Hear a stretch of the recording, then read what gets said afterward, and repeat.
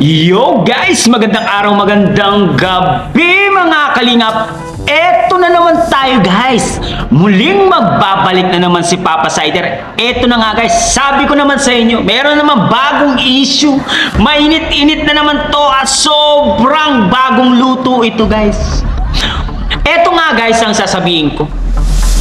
May pasabog po! Itong si Nanay Ansel, guys. Aba, ano na naman ang pasabog ni Nanay Ansel? Meron na naman daw komento kay Kangipin. Ay, nag-comment ba kay Kangipin? Bakit naman siya nag-comment kay Kangipin? Ano ang sinabi ni Nanay Ansel dun, guys? Aba, matindi to, guys, no? Talagang parang kumakampi na yata itong si Nanay Ansel kay Kangipin na si Surot. Malakas talaga yung gayuma guys. Pati yung nanay ni Bianbi napapahamo po ni Kangipin. Oo, malakas ang gayuma nung inayupak na yun. Kaya nga, eto nga, ang sabi ni Nanay Ansel, dito nag-comment daw kay Kangipin na gustong magpaliwanag daw itong si Nanay Ansel kay Dr. Love, pero na-hide daw itong si Nanay Ansel kay Dr. Love. Bakit hindi ka pumunta sa bahay nila? Ang lapit-lapit naman yung bahay nila. Bakit sa social media mo pa at pinapadaan? Lipat ka lang ng bakod, kausapin mo si Dr. Love para malaman nila yung side mo. Sa social media mo pa pinapasa yung gusto mong sabihin. Nanay Ansel naman, no?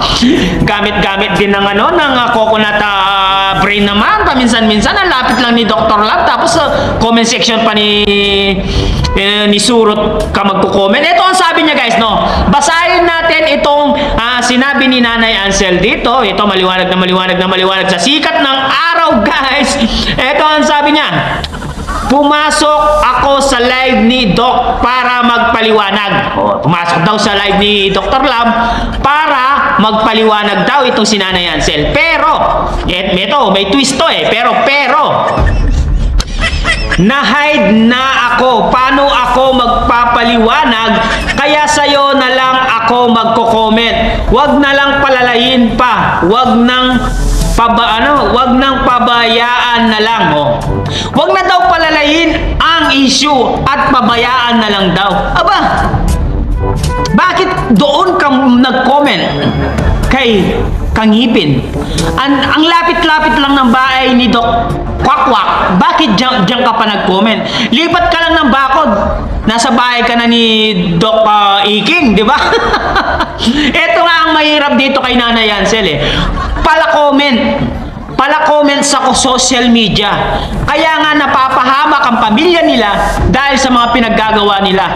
Sarili nila ang pinapahamak nila sa social media, tapos sasabihin nila, gusto namin ng katahimikan, gusto namin ng peaceful, gusto namin ng privacy, pero sila mismo ang gumagawa ng kanilang ikasisira sa taong bayan. Ano, di ba? Malinaw na malinaw. Inebra ang ari.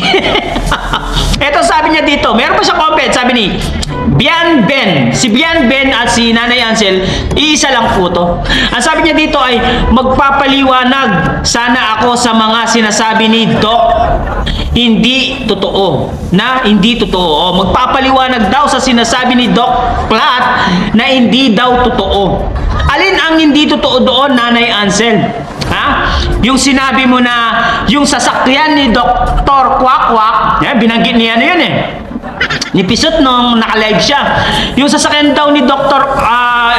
Yung puting sasakyan kay Dr. Love daw yun. Yung puting SUV ba yun? Hindi ko alam kung anong sasakyan yun. Akala daw ni Ngipin kay Bianbi daw yung puting sasakyan na yon. Kaya na inaalungkat ni Ngipin ang mga paghahari ni Doc Kwakwak. Nagsisira na sila sa social media. Hindi nyo ba alam, Mami Ansel? Tatawagin na kitang Mami. Parang kapisot lang, no, Mami, no? Nanay Ansel, hindi mo ba alam? Ginagamit lang kayo ni Ngipin para makakuha ng simpatsya sa mga sponsor na nakapaligid sa inyo.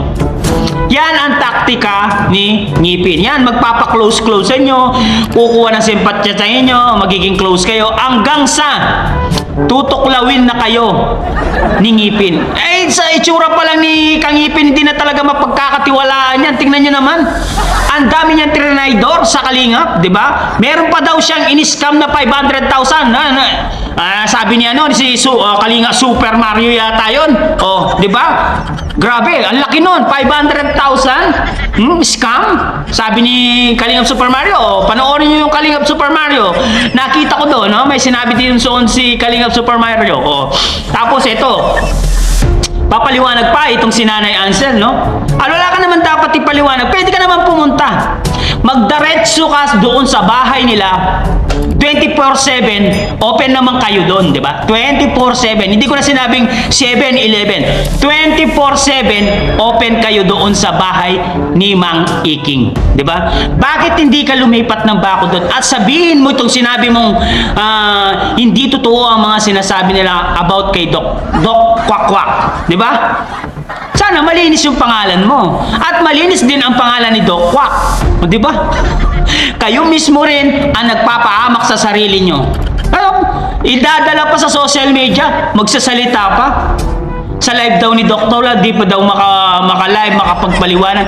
Eh, puntahan mo sa bahay nila para magpaliwanag ka doon. Tapos, videoan ka ni Dr. Love. Ganun lang yun. ang mahirap dyan, napakahina kasi yung mga brainless nyo eh. Hindi ko alam kung nag-iisip kayo or hindi. Para sugod na sugod, kung saan meron naka-live, sugod na sugod. Kaya nga, nasisira kayo sa mga tao dahil sa mga pinagagawa. Kayo mismo ang gumagawa ng ikakasira nyo sa mga tao. Oh, di ba? Tapos sasabihin nyo, ayaw namin ng gulo, gusto namin ng katahimikan, gusto namin ng privacy, pero comment kayo ng comment sa iba-ibang mga reactor. Di ba? Dapat hindi ganyan. Kung gusto nyo yung katahimikan, kausapin nyo, personal. No? Sa personal kasi, walang ibang makakaalam yan. Di ba? Oh, di ba? Tama ako, tama ako. May tama talaga ako. Yan kasi Nanay Ansel, mahilig kayo kasing magparamdam sa social media, magpala-comment-comment kung saan-saan. Kaya pati yung mga anak nyo, si Bianbi, napapahamak dahil sa inyo. Kasi pag ikaw nabas ka, kasama yung si Bianbi dito kasi siya yung Kalingap beneficiary dito, di ba? Kaya malinaw na malinaw guys, na itong si Nanay Ansel gusto daw magpaliwanag kay Dr. Love, kaso daw naka-hide daw itong si Nanay Ansel sa kanya. Eh, ang gawin mo, yung nga sinabi ko sa'yo, pumunta ka mismo sa bahay ni Mang Iking at doon ka magpaliwanag. Eto nga guys, no? Dahil dito, syempre, mababanggit na naman yan, magbabiral na naman yan, at marami na naman makakakita ng mga netizen nito sa comment niya. Syempre, parang gumagawa sila ng issue nila, sariling issue nila to.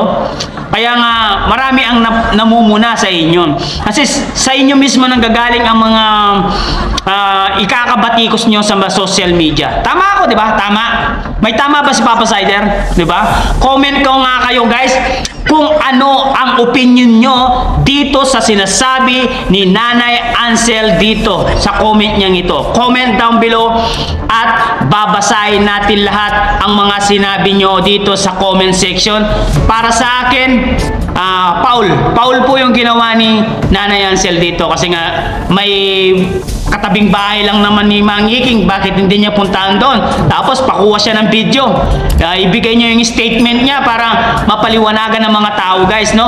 Guys, ano masasabi niyo dito sa sinabi ni Nanay Ansel dito sa kanyang video? Sa kanyang comment dito kay Kangipin? Comment down below at babasahin natin lahat. Syempre guys, hanggang dito na lang muna ang ating reaction video for today's mga kalingap.